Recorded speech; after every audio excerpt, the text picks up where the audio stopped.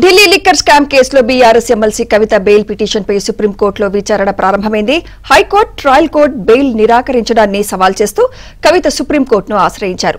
కవిత కేసులో ఈడీ తాజాగా కౌంటర్ దాఖలు చేయగా ఈ కేసులో సీబీఐ ఇప్పటికే కౌంటర్ దాఖలు చేసింది.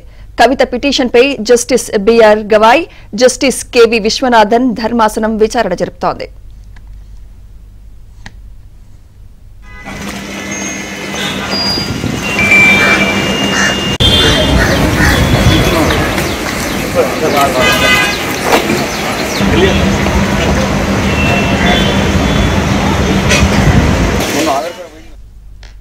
కాగా కవిత బెయిల్ పిటిషన్ పై ఏం జరగనుందో అన్న విషయంపై తీవ్ర ఉత్కంఠ నెలకొంది. కవిత 5 నెలలుగా జైల్లో ఉండడంతో సుప్రీంకోర్టులో ఆమెకు ఖచ్చితంగా బెయిల్ వస్తుందని బీఆర్ఎస్ నేతలు ఆశలు పెట్టుకున్నారు. ఇప్పటికే కేటీఆర్, హరీష్ రావు, కవిత భర్త అనిల్ కుమార్ బీఆర్ఎస్ నేతలు కోర్టుకు చేరుకున్నారు.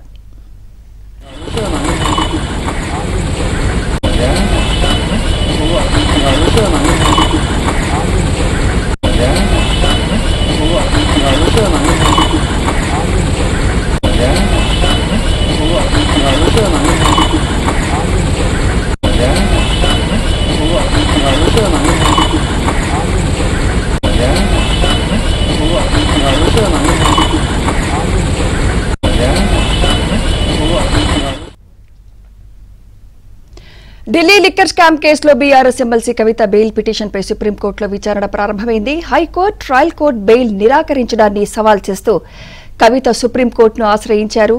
కవిత కేసులో ఈడీ తాజాగా కౌంటర్ దాఖలు చేయగా ఈ కేసులో సీబీఐ ఇప్పటికే కౌంటర్ దాఖలు చేసింది. కవిత పిటిషన్పై justice BR Gavai, justice KV Viswanathan ధర్మాసనం విచారణ జరుపుతోంది.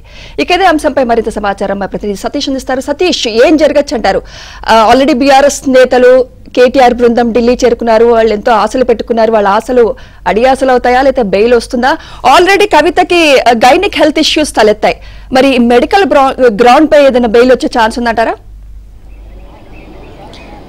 Yes Sumitra, BRS MLC Kavitha సుప్రీంకోర్టులో పిటిషన్ దాఖలు చేశారు. బెయిల్ మంజూరు చేయాల్సిందిగా ఒక పిటిషన్ దాఖలు చేశారు. ట్రయల్ కోర్టు, హైకోర్టు ఇటీవల ఆమెకు బెయిల్ నిరాకరించడంతో సుప్రీంకోర్టులో పిటిషన్ దాఖలు చేశారు. ఈ పిటిషన్కి సంబంధించిన అంశంలో కాసేపటి క్రితం విచారణ ప్రారంభమైంది. Justice BR Gavai, justice KV Viswanath ధర్మాసనం ముందు సుదీర్ఘంగా వాదనలు కొనసాగుతున్నాయి. కవిత తరపున సీనియర్ కౌన్సిల్ న్యాయవాది ముకుల్ రోహ్తగి వాదనలు వినిపించడం ప్రారంభించారు. ప్రధానంగా ఈ కేసులో ఇప్పటివరకు 493 మందిని విచారించారు, 57 మందిని నిందితులుగా చేర్చారు. అదేవిధంగా దర్యాప్తు ఇప్పటికే పూర్తయింది. ఈడీ, సీబీఐకి సంబంధించిన అంశాలు ఇప్పటికే ఛార్జ్షీట్లు కూడా దాఖలు చేశారు. అయినా కానీ ఈ కేసుని ఇంకా కావాలనే లేట్ చేస్తున్నారు అంశంలో కూడా విచారణ కొనసాగుతుంది. మరోవైపు కవిత దుర్బల మహిళ కాదనే అంశాన్ని స్పష్టం చేస్తూ వచ్చారు. అయితే గవాయ్ కూడా ఆమె నిరక్షరాస్యురాలు కాదు అనే అంశాన్ని చెప్తున్నారు. గతంలో కేసు విచారణ జరుగుతున్న సందర్భంలో దాదాపు కొన్ని నెలల పాటు ఆగి ఆమెకు నోటీసులు ఇచ్చారనే అంశాన్ని కూడా చెప్తున్నారు. కావాలనే ఈడీ కావచ్చు, సిబిఐ కావచ్చు ఈ కేసులో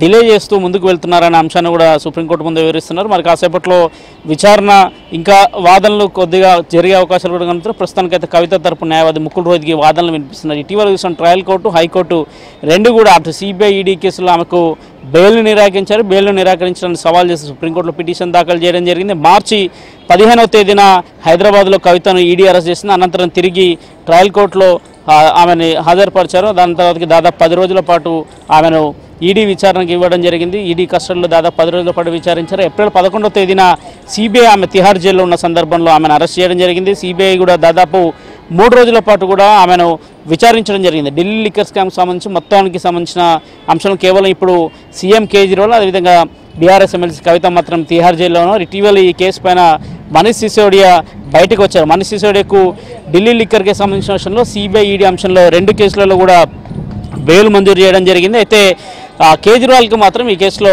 బెయిల్ ఒక్కదాంట్లోనే ఇవ్వడం జరిగింది. అందులో భాగంగానే అదే గ్రౌండ్స్లో కవితకు కూడా సహానిందితురాలు ఆమెకు కూడా మనీష్ సిసోడియాకి ఇచ్చిన విధంగానే బెయిల్ మంజూరు చేయాల్సిందిగా కోర్టు ముందు ముకుల్ రోహ్తగి వాదనలు వినిపిస్తున్నారు. మరోవైపు అటు ఈడీ తరఫున కూడా వాదనలు వినిపించేందుకు additional solicitor general SV Raj సైతం కూడా కోర్టు ముందుకు హాజరయ్యారు. ఇప్పటికే ఈ కేసులో ఈడీ కూడా ఒక కౌంటర్ దాఖలు చేయడం జరిగింది. ఇటీవల సిబిఐ సైతం కూడా కౌంటర్ దాఖలు చేసింది. ఈడీ దాదాపు 150 పేజీలతో కూడుకున్న ఒక కౌంటర్ అఫిడవిట్ దాఖలు చేసింది. ఆ అఫిడవిట్లో ఏమున్నాయి, ఏ అంశాలను పేర్కొన్నారనేది మరి కాసేపట్లో కోర్టు ముందు కూడా వివరించబోతున్నారు. దాదాపు కేసుకు సంబంధించిన అంశంలో మొదటి నుంచి కూడా ఈడీ సిబిఐ కావచ్చు రెండు దర్యాప్తు సంస్థలు సైతం కూడా బెయిల్ ఇవ్వద్దు అనేది పదే పదే వాదనలు వినిపిస్తున్న సందర్భంగా గతంలో అనేక మందికి సంబంధించిన కేసు విషయంలో సందర్భంగా కూడా అదే చేశారు. ఇటీవల ఈడీ తీరుపైన కొంత సుప్రీంకోర్టు అసహనం వ్యక్తం చేసింది. ఇప్పటివరకు కౌంటర్కి సంబంధించిన అఫిడవిట్ ఎందుకు దాఖలు చేయాలని కోర్టు ఈడీని ప్రశ్నించిన నేపథ్యంలో తాజాగా గురువారం సాయంత్రం ఈడీ కౌంటర్ దాఖలు చేయడం జరిగింది. ఈడీ అనేక అంశాలను కూడా కోర్టు ముందు ప్రస్తావించబోతుంది. ఈ కేసులో ఒకవేళ బెయిల్ మంజూరు చేస్తే ఏ విధంగా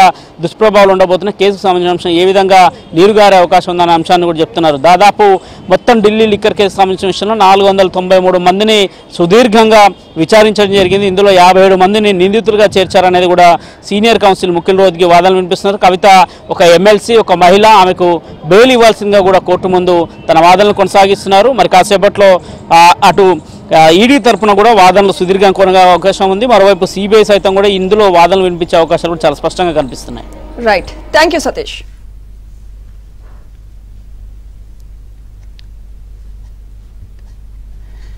మొత్తానికి ఢిల్లీ లిక్కర్ స్కామ్ కేసులో బీఆర్ఎస్ ఎమ్మెల్సీ కవిత బెయిల్ పిటిషన్ పై సుప్రీంకోర్టులో విచారణ ప్రారంభమైంది. ఇదే అంశంపై మరింత సమాచారం మా ప్రతినిధి నరసింహరావు అందిస్తారు. నరసింహరావు, ఏం జరగచ్చు అంటారు?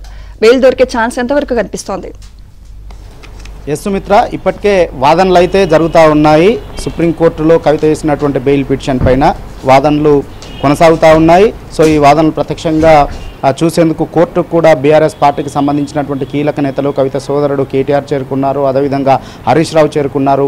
మరో ముఖ్య నేత వేముల ప్రశాంత్ రెడ్డి మాజీ మంత్రి కూడా చేరుకున్నారు. కవిత హస్బెండ్ అనిల్ కుమార్ కూడా ఇప్పటికే కోర్టుకు చేరుకున్నారు. సో అసలు ఈరోజు కోర్టులో ఏం జరుగుతుంది, సుప్రీంకోర్టు ఏం తీర్పు ఇవ్వబోతుంది, కవితకి నిజంగా ఊరట లభిస్తుందా, కవిత వాదనల్ని కోర్టు ఏకీభవిస్తుందా, లేదంటే కేంద్ర దర్యాప్తు సంస్థలు సిబిఐ ఈడీ వాదనలతో ఏకీభవిస్తుందా, ఊరట లభిస్తుందా, లేదనంటే కేంద్ర దర్యాప్తు సంస్థల వాదనలే నెగ్గుతాయా అనేటువంటిది మాత్రము కొంత ఉత్కంఠగా మారింది. ఈరోజు కోర్టులో బెయిల్ వస్తుందా రాదా అనేటువంటి దానికోసం అయితే బీఆర్ఎస్ పార్టీకి సంబంధించినటువంటి నాయకులు కార్యకర్తలంతా కూడా ఎంతో ఉత్కంఠగా ఆశగా ఆతృతగా ఎదురు చూస్తూ ఉన్నారు.